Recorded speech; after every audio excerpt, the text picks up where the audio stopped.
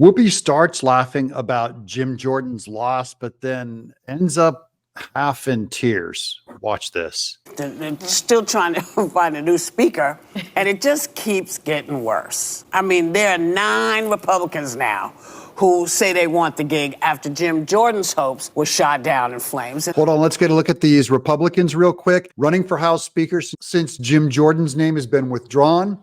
I like second from the upper left right there is Byron Donalds of Florida. We're rooting for him. Everyone else do not care. Was shot down in flames. And SNL. There's your happy Halloween face, everybody. She's the only one laughing at SNL. Had some fun with it this weekend. Take a look. Some of us are here to actually serve the American people. That is a terrible impression of Jim Jordan. That is some low rent comedy, SNL. All I want to do is get Congress back to work. Let's check in on Whoopi Goldberg to see if she's laughing at that bit.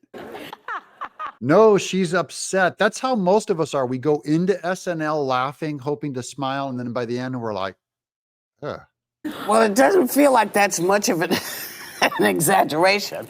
Yeah. So what is happening? So have they asked Mr. McHenry, who is the guy who's sort of servicing everything now, have they said to him, listen, is there anything that would bring you into this mix? Because isn't he one of the few people everyone says is okay with them? No, everyone says his bow tie makes him look like a dork. There was a proposal to make him interim speaker until next year, January or something. Hold on, Anna Navarro. If she had any more white roots, she'd be the Queen of England. I don't normally comment on women's hair, but look, she makes millions of dollars, okay? Spend 15 minutes with your hairdresser, Anna. And frankly, there were a lot of Republicans who said they were not going to go along with that they want a permanent solution. And I think McHenry wasn't too crazy about going along with it because... She's right that no one should want this job. Speaker of the House is a really hard job.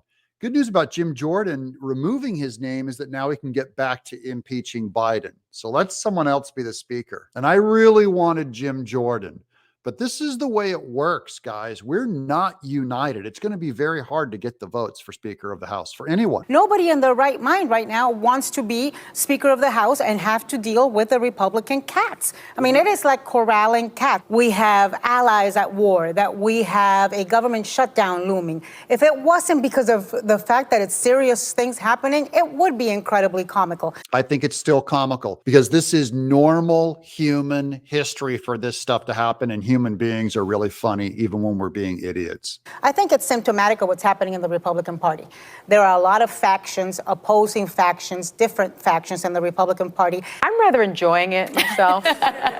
It's sort of Republican on Republican crime, as Joy would say. And, I just think that given the general election that's going to happen in 2024, Donald Trump, with 4 indictments, is still leading. That's right. He's still leading because he's our guy. And your indictments aren't working. She's shocked they're not working.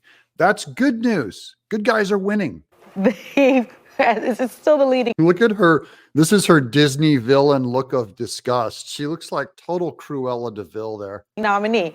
And now the Republican Party can't even get a speaker together. So I think that this is a win for the Democrats in a sense, because you have someone like Joe Biden who is coming to the table with his experience in foreign policy, who's like the only grown-up in the room, it seems. And you ain't black. There's a first calling Biden the adult in the room as he asks for chocolate chip ice cream. I'm really sad. I'm getting sort of very much more sad about all of this because I just feel like, well, if we can't depend on the other party, what is this telling us?